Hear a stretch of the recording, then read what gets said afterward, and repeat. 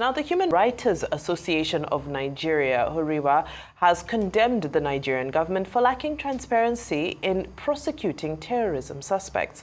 The group expressed concerns over secret trials of individuals linked to Boko Haram and other militant groups, particularly in facilities like the Kainji Detention Center. Huriwa questioned government claims of prosecuting and convicting hundreds of suspects, citing the absence of independent verification or credible reporting on the proceedings. The group emphasized that transparency is essential for public trust and accountability in the judicial process. The association also called for media access to terrorism trials, stating that controlled observation, as practiced in other countries, would enhance credibility while addressing security concerns.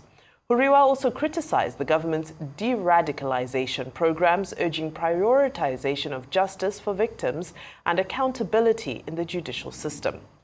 Well, for a conversation about the call on government to review secrecy of terrorism trials and the need to balance national security and openness in tackling this issue, we're now joined by a Rise News analyst, Mr. Sobowale. Good afternoon, sir. Well, welcome to the program. It's a pleasure of being here as usual.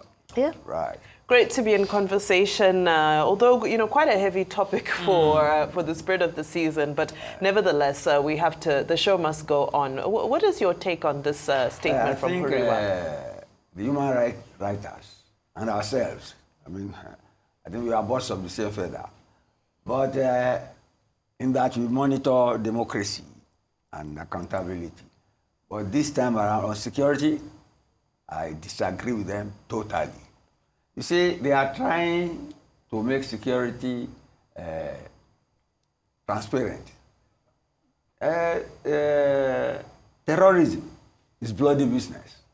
It involves the killing of people and all that. Terrorism and democracy are incompatible. So one has to eliminate the other. If terrorism eliminates democracy, then there's anarchy. So we should pray that democracy, as we have it now, should eliminate terrorism. And it is not an open legislative process. If you have seen terrorist acts, for example, 9/11, when it happened, even though some people in a different setting in the US now are saying 9/11 never happened, but I witnessed it that time. And I know what the president then did, George Bush. He said whether we bring justice to our enemies or our enemies to justice, justice will be served. And he dealt with those terrorists. He was there for 8 years. After himself, Obama came in. Obama happens to be a pacifist. They almost said 9/11 never happened by the time Obama finished. Now, this sort of ideological orientation is what is driving human rights association all over the world, even right up to the United Nations. But you see, there's always the human ethnic element, religious element involved in it. In our own case, look at it. Our soldiers will be sabotaged, ambushed, and when they go after these people, human rights people are saying they are violating human rights law on the battlefield. I quarrel with that. See, a safe nation is first of all secured and safe before it practices democracy. That is my first take on that. Okay. I certainly appreciate that angle that you've elaborated on, Mr. Sobowale. Yeah. But for some that might say that there should be elements that should be made public, especially when we see numerous cases where we see the reforms where they say these bandits or terrorists have gone through rehabilitation and now they've repented and they're being reintroduced into society. Those are the aspects that we often see that's being made public. So are there other aspects? I don't even buy into that. I know you don't. You've made that clear. So I'm saying, but are there some aspects that you think should be made public, based so we can achieve some balance when it comes to public's right to know, and also when it also comes to the need to protect witnesses and informants who might testify in these trials? Fighting terrorism is not a legal process. Let me make that abundantly clear. I'm not saying people should be killed anyhow. But people who take up arms against the state, you get me? Let the state deal with them. Let the state use the resources and security apparatus to defeat them. because the state, the government, steady government that is able to use violence, you get me, in maintaining its rule within a given territorial area. We all don't have to be violent or to paralyze government into doing its duty to protect us by criticizing government to a state of impotence, which is what people do most of the time. And they see the results are there. The results are there. So see, if you criticize government every day, government has no time to even secure your lives. You get me? So it is in your own interest that you allow government, since you have put it in power through the ballot box, to use his discretion. The president, we have a president, he said that this media chat we had some time ago now, that he has confidence in his military people and all that. You see, even if he has doubts, he will not say the doubts publicly, so as not to weaken the morale of those people, so that they can protect us. So when we criticize, let us not criticize to a situation of impotence for government.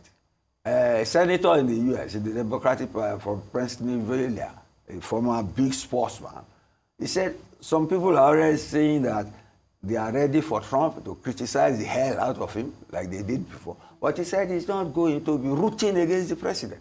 Because if you root against the president, you root against the nation. And it's not for that.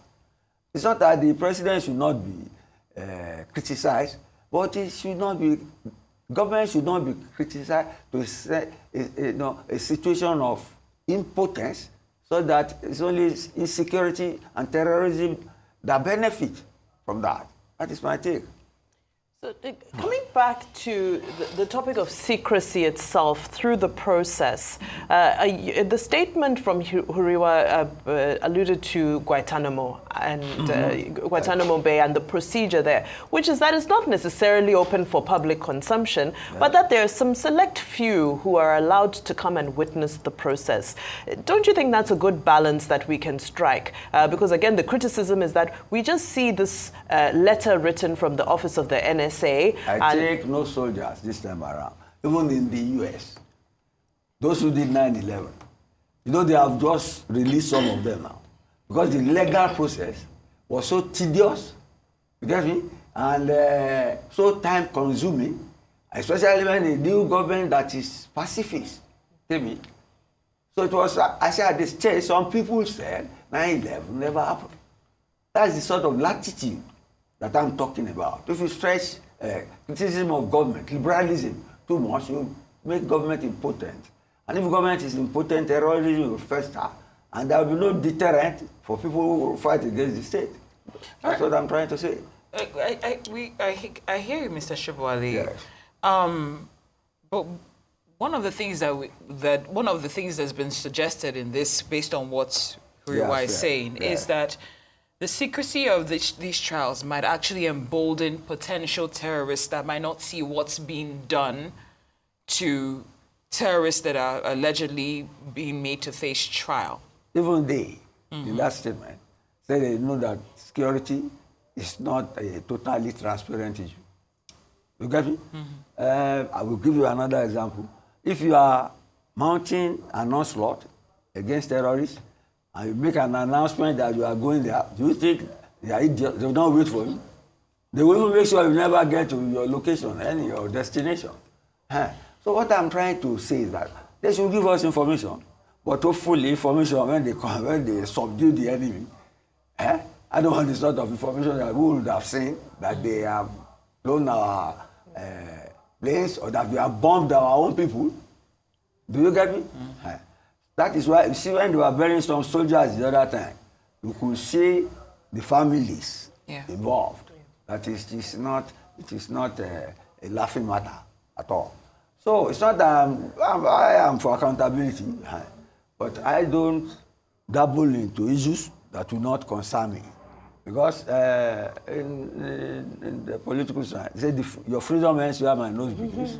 We all have right of freedom, but don't use that to incapacitate security agencies and institutions. If they give us information, let us appreciate the information. All we want is for them to subdue terrorists. You get me?